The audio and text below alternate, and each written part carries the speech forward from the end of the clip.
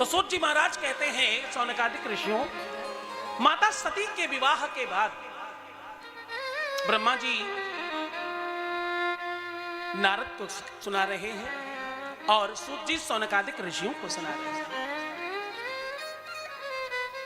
बोले नारद के श्राप से भगवान शिव के गण अगले जन्म में रावण बने और इनके मोहवश वो आपने सुनी होगी, नारद जी को बानर का रूप बना दिया था। उस कारण से विष्णु जी को नारद जी ने श्राप दिया कि जाओ तुम्हें अगले जन्म में बानर ही तुम्हारी मदद करेगा। इस कारण से भगवान विष्णु का अगला जन्म अयोध्या में राजा दशरथ के घर हुआ है। बोलो सीताराम चंद्र भगवान की जय हो। तो आइए भगवान राम के जन्मोत्सव की झांकी का दर्शन करें। मन ही मन अंतःकरण में भगवान राम को बसाकर, क्योंकि शिव महापुराण में रामायण को स्पर्श किया गया है, इसलिए बहुत ध्यान से सुनना। तो आई बाहर हंसते हंसते, आई बाहर हंसते हंसते, आया सांवला सरकार हंसते हंसते, आया सांवला सरकार हंसते हंसते, आई बाहर हंसते हंसते, आया सांवला सरकार हंसते हंसते, आया सांवला सरकार हंसते हंसते। जय सिया राम जय सिया राम जय सिया राम जय सिया राम, जय सिया राम जय सिया राम, जय सिया राम जय सिया राम, जय सिया राम जय सिया राम, जय सिया राम जय सिया राम, जय सिया राम जय सिया राम, जय सिया राम जय सिया राम।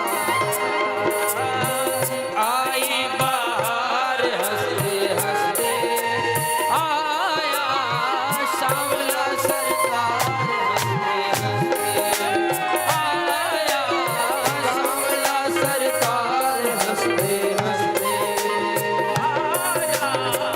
सांवला सरकार हंसते हंसते।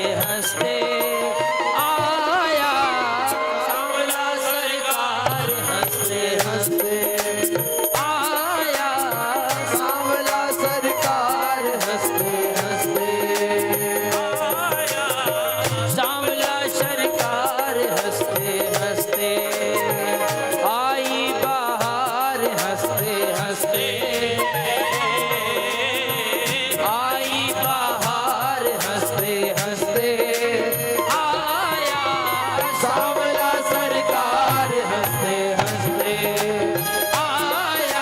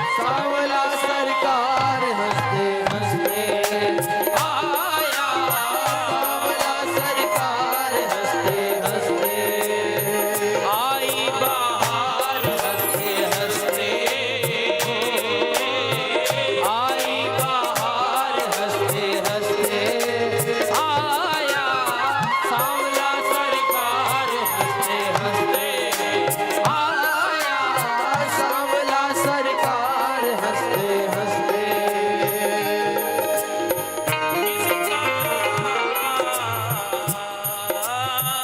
आई बाहर हंसते हंसते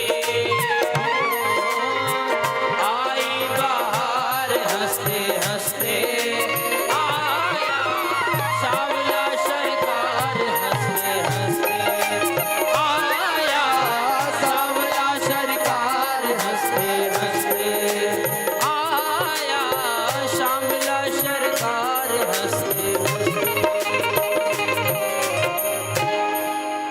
परम अनूप आया, भक्तों का नाथ आया, करने सबको सनाथ आया और आई बाहर हंसते हंसते।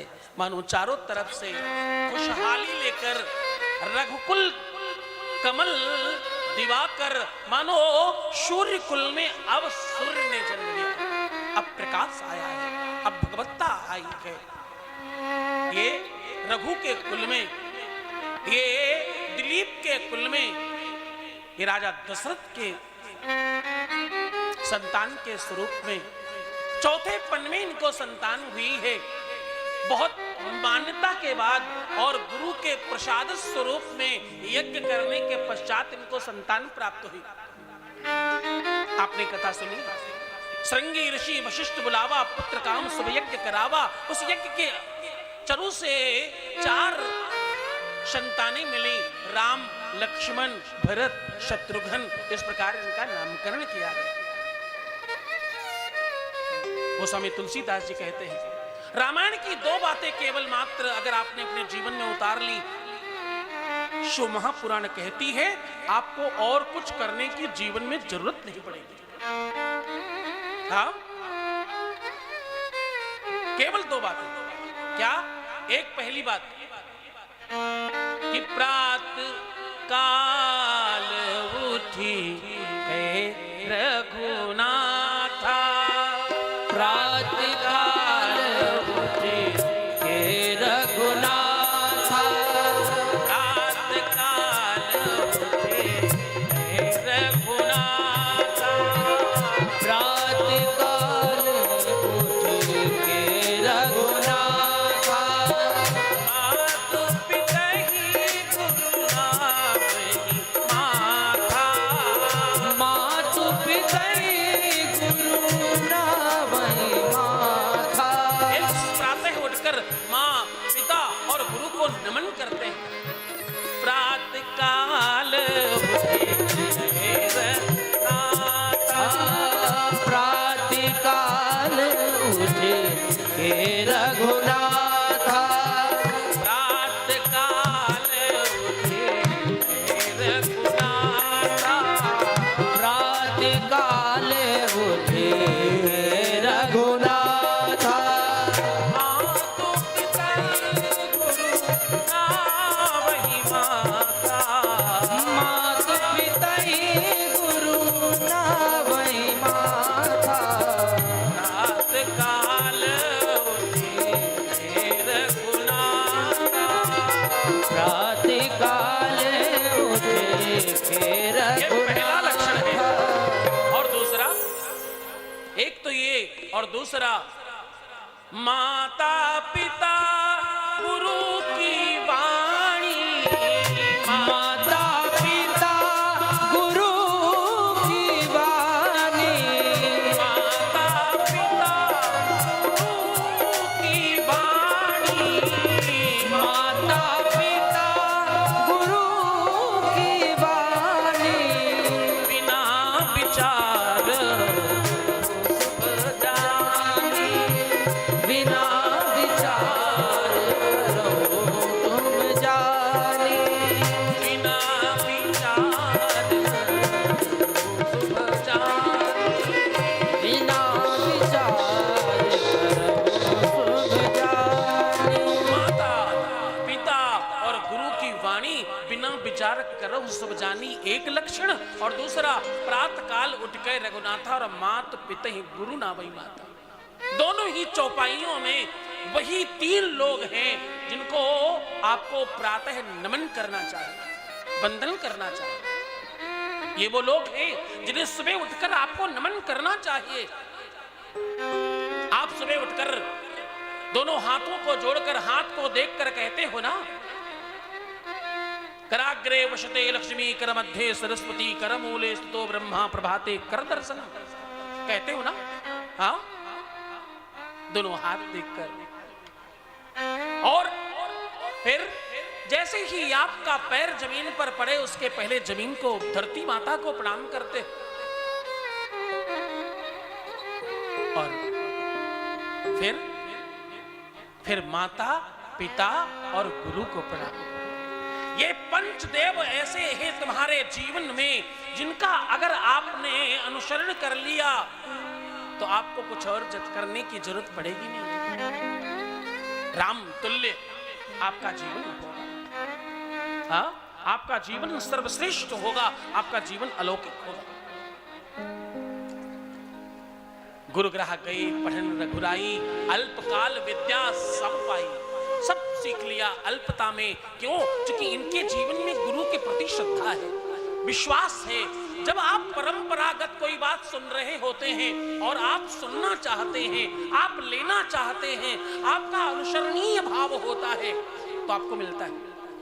अन्यथा कोई लेना नहीं चाहे तो भैया चाहे ब्रह्मांड की समस्त विद्याएं और समस्त ज्ञान एक साथ उड़ेल दिया जाए तो भी मिलेगा नहीं। पहले कुछ भी प्राप्त करने के लिए, सीखने के लिए, सुनने के लिए अनुसरणीय मनसा की आवश्यकता है, मन की आवश्यकता है। आपको मालूम, कथा में, प्रवचन में व्यासपीठ को ऊपर और श्रोता को नीचे क्यों रखा जाता है? ताकि आपके मन में गुरु भाव आए, आपके अंदर थोड़ा दाशता आए और आप स्वीकार करने के मत में हो। जब कोई कुछ ले रहा होता है वो नीचे और जो दे रहा होता है वो ऊपर। ये प्रकृति का नियम है, ऐसे ही होता है। तो जैसे ही इस भाव में तुम आओगे तो तुम्हें प्राप्त हो जाएगा। अन्यथा मैं एक बात कहूं, नोएडा में तो इस जगत में, इस धरा पर, इस वाली भूमि पर तो पूज्य बात महर्षि महेश योगी जी की कृपा और करुणा है। उनकी तपस्या की वजह है। यहाँ के आसपास के लोगों को कुछ कहना, क्योंकि आपके अलावा करोड़ों करोड़ों और लोग भी देख रहे हैं, इसलिए मैं ये बात कह रहा हूं। आप सब तो बहुत अलौकिक हो। तुम सब में तो कुछ अलग है। तुम सब में तो मुझे लगता है कि ऊर्जा अलग है, एनर्जी अलग है और तुम्हारी चेतना अलग है। तुम तो सब दिव्य लोग हो। तुम्हें सुनने की और भक्ति की उत्कृष्ट साधना दिखती है। पिछली बार की 9 दिवसीय कथा में भी आप 4-4 घंटे, 4.5 घंटे भी, इवन एक दिन तो 5 घंटे तक चली कथा, आप सानंद बैठकर सुनते रहे। इतना समय और इतनी भक्ति दोनों एक साथ मिले, ये परमात्मा की कृपा और संतों की कृपा के बगैर संभव नहीं है। पूरे मन से, पूरी श्रद्धा से तुम शिवलिंग का निर्माण कर रहे हो, पार्थिव शिवलिंग बना रहे हो, मुंह से ओम नमः शिवाय कह रहे हो, कंठ से नमः शिवाय निकल रहा है और कर्ण द्वार से आप शिव महापुराण सुन रहे हैं। तो सूर्य कहते हैं कि थोड़े ही काल में, समय में रघुनंदन ने, राघवेंद्र ने सब सीख लिया, सब पढ़ लिया।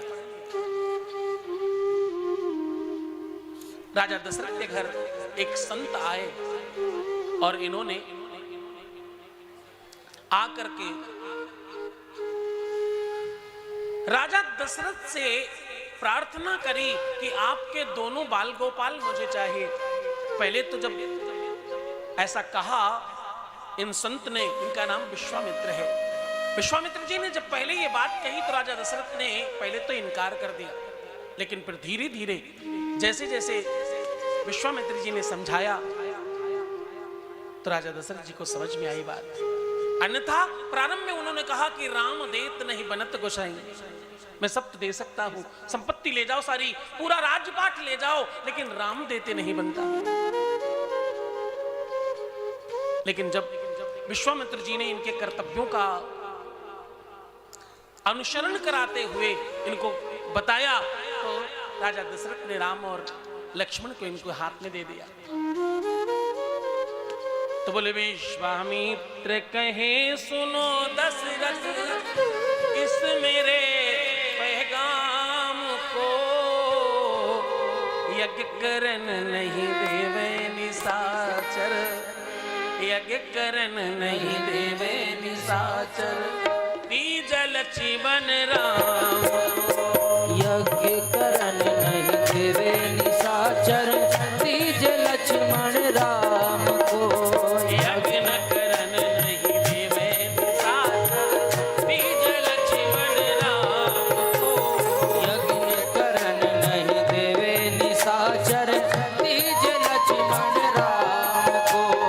पहले उनकी बात सुनी जब नपवर दिल थर्राए गया, पहले उनकी बात सुनी नपवर दिल थर्राए गया, सोच समझ के राम लखन का हाथ में उनके हाथ दिया, सोच समझ के राम लखन का हाथ में उनके हाथ दिया। राम लखन चल दिए मुनि संग,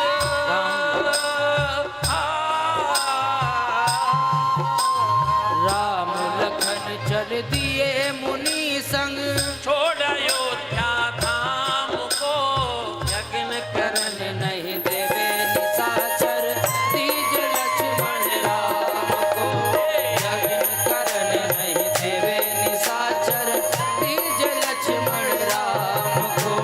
विश्वामित्र कहे सुनो दशरथ इस मेरे पैगाम को, विश्वामित्र कहे सुन दशरथ इस मेरे पैगाम को, यज्ञ करन नहीं देवे निशाचर, तीज लक्ष्मण राम, यज्ञ करन नहीं देवे निशाचर, तीज लक्ष्मण राम को, यज्ञ करन नहीं देवे निशाचर, तीज लक्ष्मण राम को, यज्ञ करन नहीं देवे निशाचर, तीज लक्ष्मण राम को, यज्ञ करन नहीं देवे निशाचर, तीज लक्ष्मण राम को।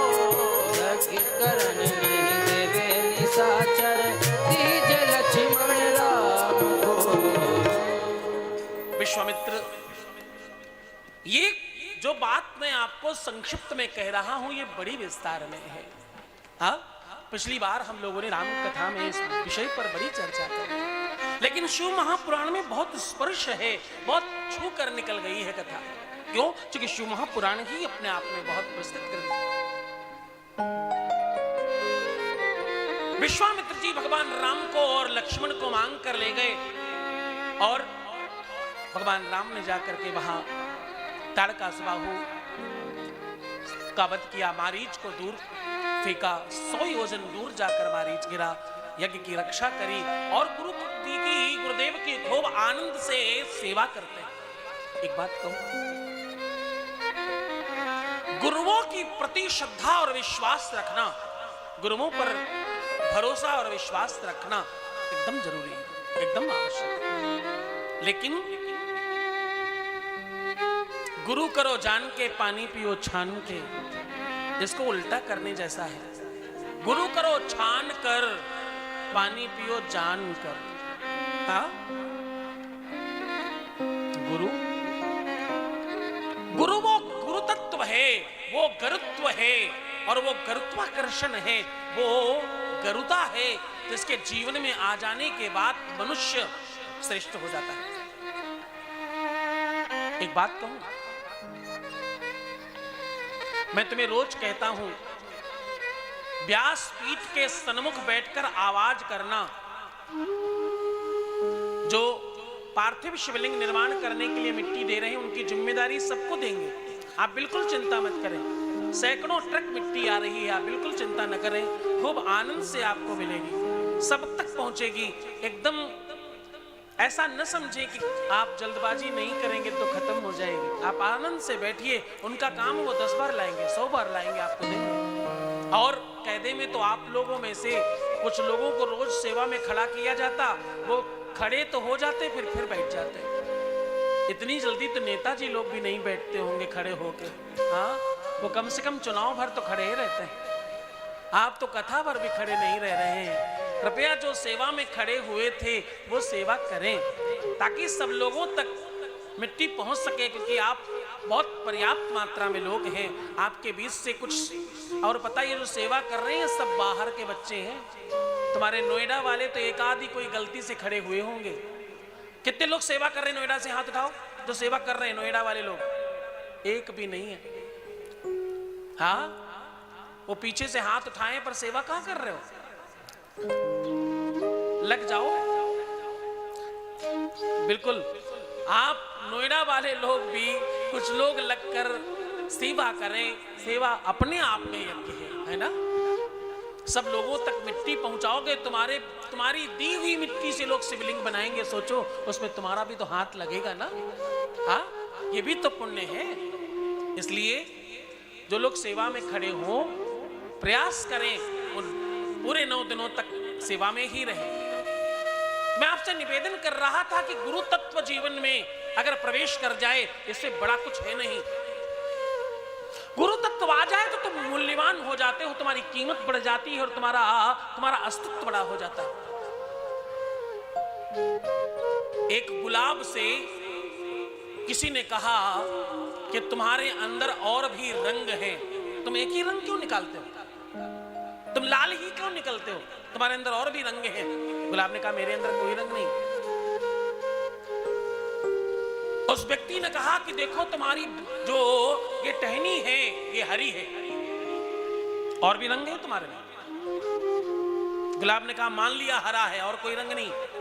बोले, तुम्हारे कांटे काले हैं और टहनी को छीलो तो अंदर सफेद है। बहुत रंग है, तुम सोचते क्यों नहीं? गुलाब ने कहा, मैं कैसे सोचूं, मुझ में कुछ भी नहीं है। ध्यान समझना मेरे गुलाबों, तुम्हारी बात करने जा रहा हूं। मेरे गुलाब की बगिया के हंसते हुए मुस्कुराते हुए पुष्पों, बहुत ध्यान से सुनना। गुलाब ने कहा कि मेरे में कोई रंग नहीं है। उसने कई रंग दिखाए, गुलाब फिर भी नहीं माना। तो उसने गुलाब को काट दिया, काट कर कुछ और उसमें जोड़ा, बांध दिया। थोड़े दिन बाद गुलाब दूसरे रंग का निकला। अभी तक लाल था, अब पीला निकला। उसने फिर समझाया, गुलाब फिर नहीं माना। उसने फिर काट दिया, फिर कुछ जोड़ा, अब गुलाब दूसरे रंग का गुलाबी निकला। लाल निकला, पीला निकला, गुलाबी निकला, और न जाने कितने रंग के गुलाब निकलने लगे।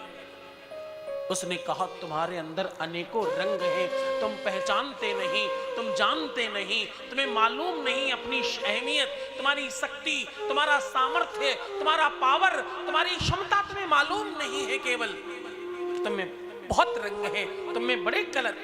और जो पहले वाला देसी गुलाब था वो 10 पैसे का रह गया, और दूसरा वाला जो गुरुजी ने बनाया वो गुलाब विदेश घूमने लगा, पूरी दुनिया में घूम कर आया, और वो गुलाब महंगा हो गया, वो कीमती हो गया। उसे बहुत महंगे दामों में खरीदा जाने लगा। लोगों ने उसे ज्यादा माना, ज्यादा सम्मान दिया। मैं कल कह रहा था ना, पूज्यपाद महर्षि महेश योगी जी के संस्थान में न जाने कितने ऐसे गुलाब आए जिनको महर्षि जी ने अपने भावातीत ध्यान से कट करके न जाने क्या जोड़ दिया, कौन सा मंत्र दे दिया। कोई अमेरिका घूम रहा है, कोई लंदन घूम रहा है, कोई कनाडा घूम रहा है, कोई जाने कहां कहां। लोग कहते 10-10 कंट्रियां घूम कर आया हो। और कौन लोग? वो लोग जिनके लिए ये बहुत असंभव था।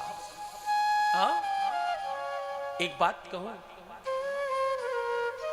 पूज्य वैज्ञानिक संत महर्षि महेश योगी जी के लिए जो श्रद्धा दिखी मुझे, आज भी एक भी व्यक्ति से, वो चाहे कोई भी सेवा में हो, उससे जब महर्षि महेश योगी जी के बारे में बात करें तो वो श्रद्धा उत्पन्न होती। उस भाव में बोलते जैसे कोई भगवान के लिए बात कर रहा हो। हाँ, उसी श्रद्धा में, उसी विश्वास में बात करते। गुरु तत्व जीवन में बहुत महानता प्रदान करता है। गुरु तत्व आपके जीवन में प्रवेश कर जाए तो आपको कुछ भी मिल सकता है। आपकी कीमत बहुत है, आपकी ताकत बहुत है, आप में अंदर बड़ी क्षमता है। हाँ, भगवान रामायण में कहते हैं, भगवान राम ने कहा ये बात, सबसे अधिक मनुज मोहि भाए। हाँ, सब मोहि प्रिय सब मम उपजाए, और सबसे अधिक मनुज मोहि भाए। सब मेरे ही बनाए हुए लोग हैं, लेकिन उसमें मनुष्य, ये जो अद्भुत कृति है, ये मुझे ज्यादा पसंद है। हाँ, ये मुझे ज्यादा अच्छी लगती है। तो तुम भगवान को ज्यादा पसंद हो, उसके बावजूद भी तुम भगवान को पसंद क्यों नहीं करते? ये आदान प्रदान बराबरी में क्यों नहीं करते? हाँ, ये प्रेम की रीति का निर्वाहन क्यों नहीं करते?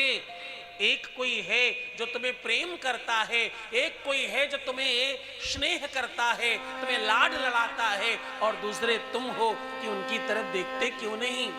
हाँ, इतना बेवफा होना अच्छा नहीं। हाँ, इतना बेरुखा स्वभाव अच्छा नहीं। गोस्वामी बिंदु जी कहते हैं, वो कहते हैं कि यूं तो इस दुनिया में बहुत लोग हैं, लेकिन परमात्मा जिसको दिखने लग जाए, परमात्मा जिसको समझने लग जाए कि सब परमात्मा क्या है, कहां है, कैसा है और क्यों है, बस उसके जीवन का मैं दास हूं। बिंदु जी कहा करते हैं। हाँ,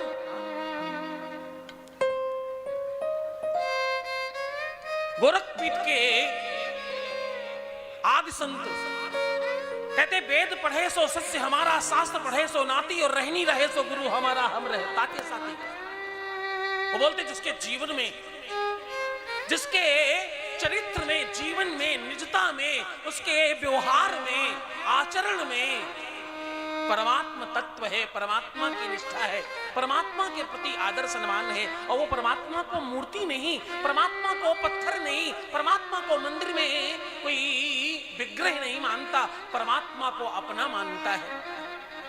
उसी तरह उसके लिए रोता, उसी लिए उसके लिए विरक्ता, उसी तरह उनका रखरखाव करता, उसी तरह उनके लिए चिंतन करता। मैं उसका शिष्य हूं, ऐसा कहते हैं। रहनी रहे सो गुरु हमारा, हम रहता के साथ। जो इस भाव में रहता है, परमात्मा उसका होता है। तुम में से न जाने कितने लोग तो भगवान को पेपर पर बिछाकर बैठे होंगे। तुम में से न जाने लोग कितने चीनी का भोग लगाते होंगे। खुद तो कुछ भी अच्छा खाएं, भगवान को चीनी खिलाएं केवल, क्यों? क्योंकि वही साफ है घर में, बाकी सब चीजें झूठी हो जाती हैं जल्दी जल्दी में। अरे क्या कह रहे हो? ये सोचकर बताओ, ये अच्छा नहीं है। अपने भाव को चेंज करो, उन्हें भाव चाहिए तुम्हारा, तो गुरु तत्व आएगा तो अपने आप भाव परिवर्तित होगा। गुरु तत्व आएगा तो वो धक्का मारकर, थपेड़ लगाकर तुम्हें ले जाएगा सही दिशा में। भगवान राम के जीवन में ये द्वितीय प्रवेश है गुरु का। पहले गुरु वशिष्ठ आए और दूसरे विश्वामित्र आए। जीवन का द्वितीय गुरु प्रदेश है, और इसलिए द्वितीय कार्य होने जा रहा है यहाँ। पहला शिक्षण कार्य प्रारंभ होकर के संपन्न हुआ। शास्त्र शिक्षा, नीति शिक्षा और समाज शिक्षा पूरी करने के बाद अब सांसारिक शिक्षा में जा रहे हैं। गुरुदेव की सेवा कर रहे हैं और पुष्प वाटिका में पुष्प तोड़ने गए दोनों भाई। एक तरफ मर्यादा पुरुषोत्तम दशरथ नंदन रघुनंदन राघवेंद्र श्री राम जी प्रवेश कर रहे हैं पुष्प वाटिका में। दूसरी तरफ विदेहराज अष्टांग योग के साधक राजा जनक की लाडली जनक नंदिनी माता जानकी प्रवेश कर रही है। हाँ? एक तरफ रघुनंदन और दूसरी तरफ जानकी है। दोनों एक दूसरे को देखकर आंखों ही आंखों में मानो पहले ही एक दूसरे को पति मान लिया। माता सीता ने इस स्नेह को अपने हृदय में बसाकर परमात्मा से उनको मांगने के लिए आगे बढ़ी और माता गौरी को प्रणाम किया। पहले ध्यान समझना, भगवान शिव की कृपा से ही हो रहा है सब। पहले जानकी घर नहीं गई, पहले ही पुष्प वाटिका के समीप एक मंदिर में प्रवेश करके माता गौरी का पूजन कर रही है।